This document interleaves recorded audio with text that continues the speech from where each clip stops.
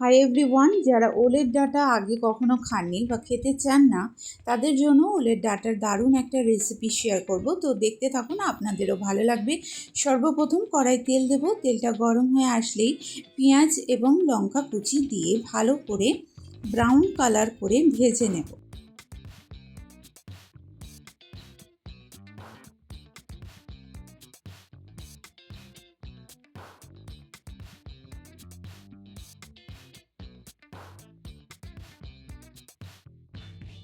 পেঁয়াজটা যখন ভাজা হয়ে যাবে তখন 1 চামচ আদা রসুনের পেস্ট দিয়ে একটু ভাজা করে নেব, যাতে করে আদা রসুনের পেস্টের কাঁচা গন্ধটা চলে যায়।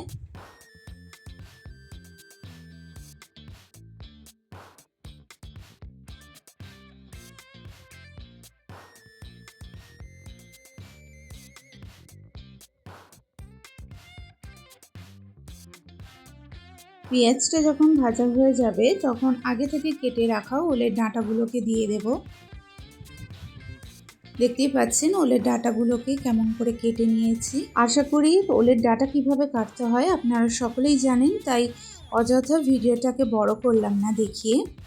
এইবার 1/2 চামচ হলুদের গুঁড়ো দিয়ে দেব এবং 1/2 চামচ লবণ দেব। 1/2 চামচ জিরার গুঁড়ো দিয়ে ভালো করে একটু কষিয়ে নেব।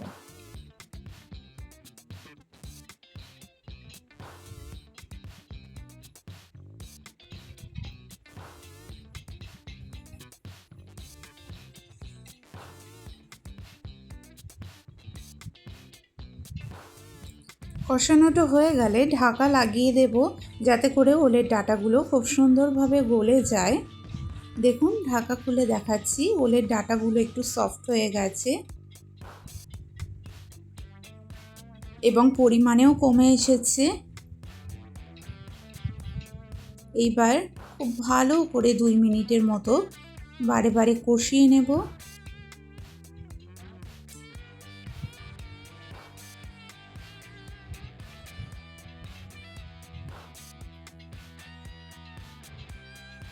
ওলের ডাঁটার টেস্টটাকে বাড়াতে এখানে মিল্ক পাউডার ভালোভাবে গুলে দিয়ে দেব। অল্প অল্প দেব এবং বারে বারে কষিয়ে নেব। তবে আপনারা চাইলে এখানে নারকেলের দুধও দিতে পারেন। নারকেলের দুধ অ্যাভেলেবেল না থাকলে মিল্ক পাউডার দিয়েই বানাতে পারেন, দেখবেন অসাধারণ লাগবে খেতে। এইবার ভালো করে কষিয়ে নেব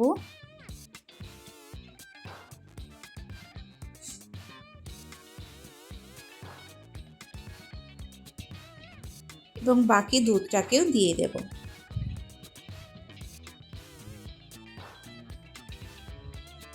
এই দুধের মধ্যেই বাকি ওলের ডাঁটা খুব সুন্দরভাবে গলে যাবে এবং মাখনের মতো হয়ে যাবে।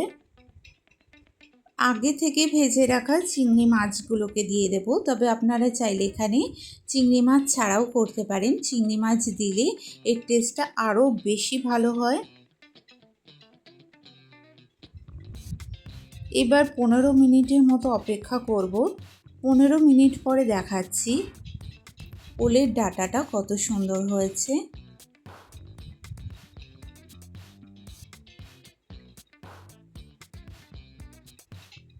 দেখুন কত সুন্দর লাগছে, কত লোভনীয় লাগছে।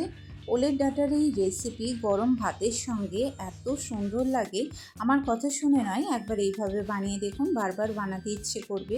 বন্ধুরা, ভিডিওটি যদি হেল্পফুল হয়ে থাকে তাহলে প্লিজ লাইক এবং সাবস্ক্রাইব করে আমার পাশে থাকবেন। খুবই শীঘ্রই দেখা হচ্ছে আবারও নতুন এক ভিডিওর সঙ্গে। সকলে সুস্থ থাকবেন, ভালো থাকবেন, ধন্যবাদ।